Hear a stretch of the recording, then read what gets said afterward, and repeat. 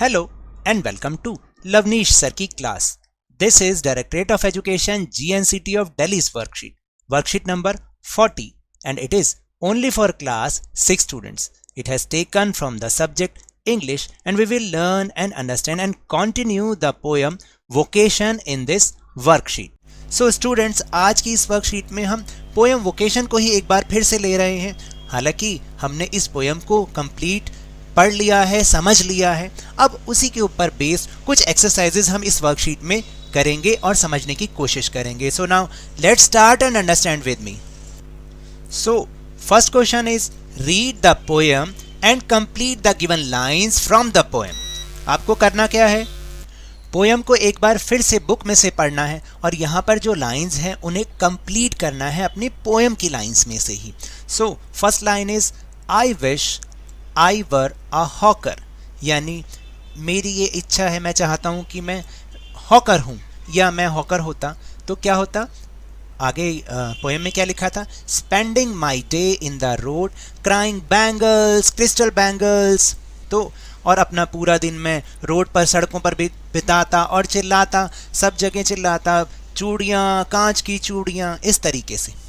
Then second line is I wish I were a gardener, यानी यदि मैं एक गार्डनर यानी माली होता. तो पोएम में आगे क्या लिखा था, digging away at the garden with nobody stop me from digging, यानी मैं अपने गार्डन के आगे और गार्डन में सारे दिन डिगिंग करता रहता और मुझे कोई भी डिगिंग करने से, खोदने से कोई रोकने वाला नहीं होता.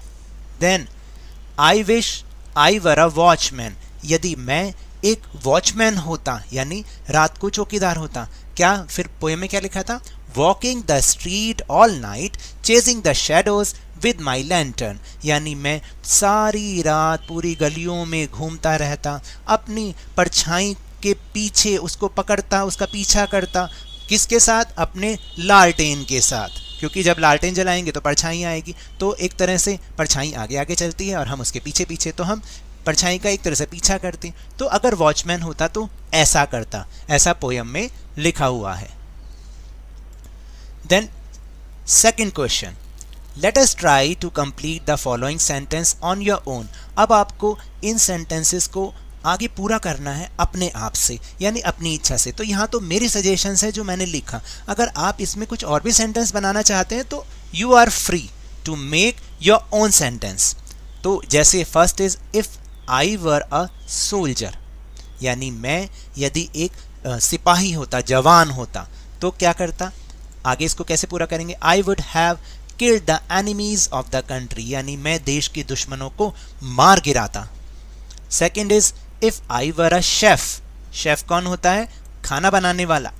तो क्या होता, I would have made a wonderful dish, मैं बहुत बढ़िया खाने की एक मतलब बहुत बढ़िया डिश बनाता. और third is see if I were an artist, यदि मैं एक कलाकार होता या चित्रकार होता तो क्या करता, I would make the world's most beautiful picture, यानी मैं दुनिया की सबसे बेहद खूबसूरत पिक्चर बनाता. ये मेरे सजेशन है जिसको मैंने इस तरह से पूरा किया. आप खुद भी इसको अपने आप से लिख सकते हैं. Now will move on question number 3. Then read the stanza from the poem and list out the verbs in the space provided. आपको यहाँ पर जो पोएम से रिलेटेड एक स्टैंजा दे रखा है उसमें से आपको केवल वर्ब्स को छांट के लिस्ट आउट करना है और यहाँ पर जो स्पेस दे रखा है उसमें आपको लिखना है इसको. तो देखिए वर्ब्स तो आपको मैंने सिखाया हुआ है कि वर्ब किसे कहते हैं. Verb is the action words, यानी जिसमें कुछ एक्शन होता हुआ नजर आता है वो वर्ड्स वर्ब कहलाते हैं. So let's read the stanza. When at 4 in the afternoon I come back from the school, यानी जब 4 बजते हैं दोपहर के मैं स्कूल से घर वापस आता हूँ.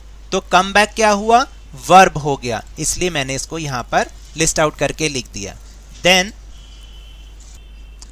I can see through the gate of that house the gardener digging the ground, और मैं फिर उसमें गेट में से झांक के देख सकता हूँ, मतलब जब मैं आता हूँ मैं देखता हूँ कि गार्डनर जो है वो ग्राउंड में डिग कर रहा है, उसको खोद रहा है. तो यहाँ पर कौन सी वर्ब्स आ गई, see and digging. Now next, he does what he likes with his spade, he soils his cloth with dust, nobody takes him to task if he gets baked in the sun or gets wet. तो इसमें कई सारी verbs हैं, many verbs are there, जैसे does, does का मतलब करना, do का मतलब कुछ करना, तो डज का मतलब डज भी एक वर्ब है।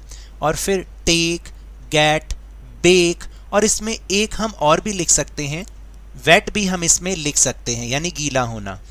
Then next is I wish I were a gardener, मेरी इच्छा है कि मैं एक गार्डनर होता, digging away at the garden with nobody stop me from digging. तो इसमें कौन कौन से आया, डिगिंग आया और स्टॉप आया, तो रोकना, स्टॉप मतलब, और डिगिंग मतलब खोदना। तो ये इसमें वर्ब्स के वाले वर्ड्स हैं, वर्ब्स वाले वर्ड्स हैं।